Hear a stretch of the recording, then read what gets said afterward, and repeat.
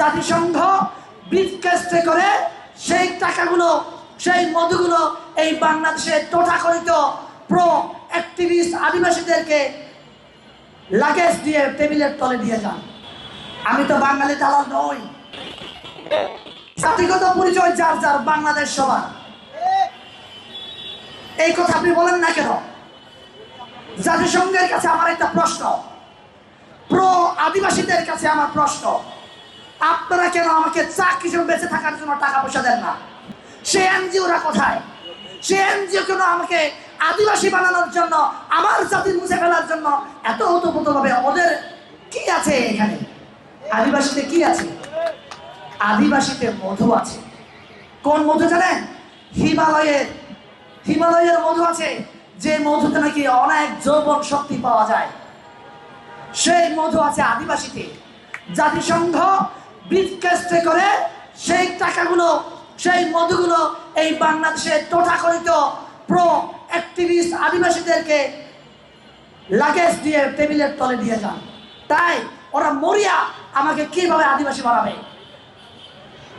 আপনারা এই ঢাকা ইউনিভার্সিটি থেকে শুরু করে শাহবাগ, রাজু ভাস্কর্য, যেখানেই এই আদিবাসীর পক্ষে, পাহাড়ের অসাম্প্রদায়িকতার পক্ষে কথা বলেন, এই লোকেরাই আসল সন্ত্রাসী।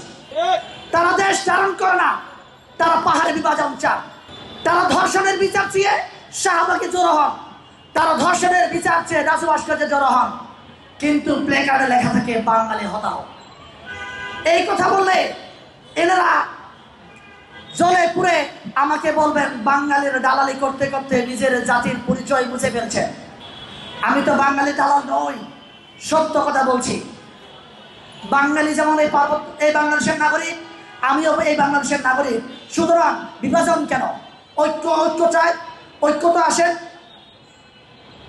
আমরা আসি না। আপনাদের যে সকল ভাইয়েরা আমার এই কথা শুনছেন, এই ঢাকা ভার্সিটিতে যে সকল ছাত্র ভাইয়েরা লেখাপড়া করেন, আপনাদের কাছে একটা প্রশ্ন রাখি আজকে।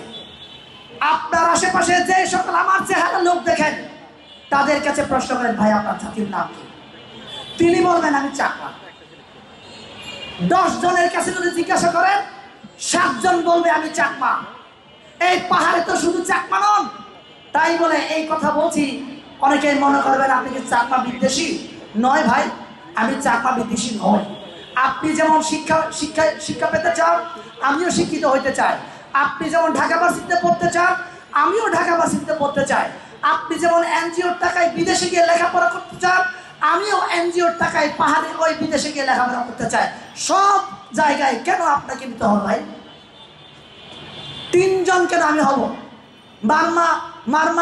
বার্মা, ত্রিপুরা, চাকমা, এর বাইরে অন্য কোনো জাতিকে চিরুনি অভিযান দিয়ে খুঁজে পাবেন না।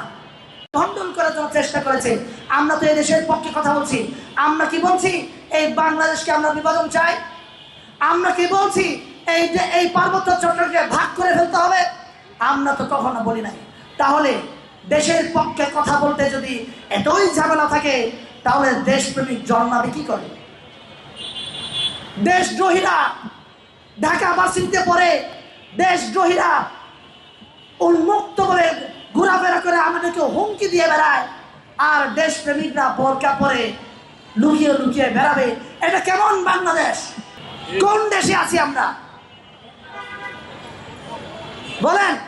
আপনারা তো ভাই শিক্ষিত, আমি ঢাকা ভার্সিটিতে পড়ার সুযোগ আমার হয়নি, আমার সেই সৌভাগ্য হয়নি। পড়ার ইচ্ছে ছিল, কিন্তু আপনারা যারা পড়ছেন তাদেরকে কেন আপনারা সহযোগিতা করছেন? এরা তো দেশদ্রোহী।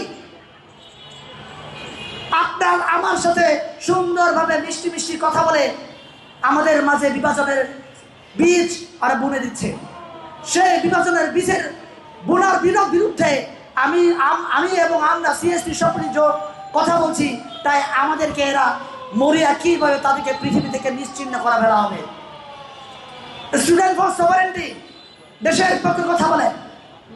স্টুডেন্ট ফর সভারেন্টি আমাকে বলে, সেই স্টুডেন্ট ফর সভারেন্টি সব বাঙালির লোক।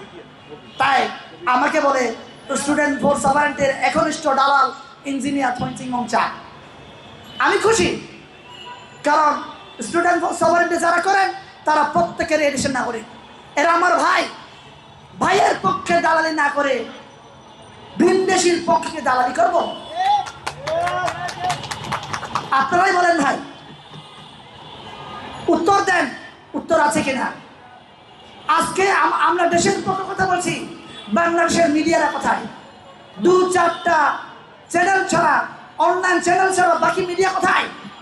কিন্তু আমরা তো টাকা দিতে পারি না, টাকা নেই আমাদের পকেটে, তাই আমাদের নিউজ কভার করবেন না।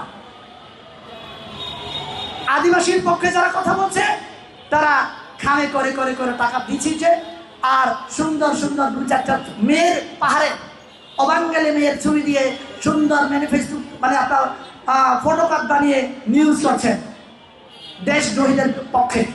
আপনিও দেশদ্রোহী, যেহেতু আপনি দেশদ্রোহী সংবাদ ছাপিয়েছেন, যে সকল মিডিয়া আজকে আদিবাসীর পক্ষে লেখালেখি করেছে, আদিবাসীর প্রোগ্রামগুলো কভার করেছে, তারাও দেশদ্রোহী। আমরা পাহাড়ে বিভাজন চাই না। বিভাজন, এই যে একটু আবার ফিরে যাই পিছনে, আপনারা কেন জমি কিনতে পারেন না? আমাদের জমি, আমারও কিন্তু জমি নাই পাহাড়ে। আমার জমি কার কাছে? আমার জমি রাজার কাছে, আমার জমি হ্যান্ডম্যানের কাছে, আমার জমি কারবারের কাছে। রাজা প্রথা চলছে। আমি হয়তো আপনারা ব্যথিত হবেন, আমি ব্রিটিশ বংশোদ্ভূত বাংলাদেশি। কিভাবে? পার্বত্য চট্টগ্রাম চলে 1900 সনের আইন, বাংলাদেশ চলে 72 সনের আইন। পাহাড়ে যেহেতু 72 সালের সংবিধান চলে না, তাই 1900 সনের ব্রিটিশ আইন চলে। আমি তো ব্রিটিশের নাগরিক না ভাই। আপনি বাংলাদেশের নাগরিক হিসেবে ব্রিটিশে গিয়ে কিভাবে জমি কিনবেন? আগে পার্বত্য চট্টগ্রামকে বাংলাদেশ বানান।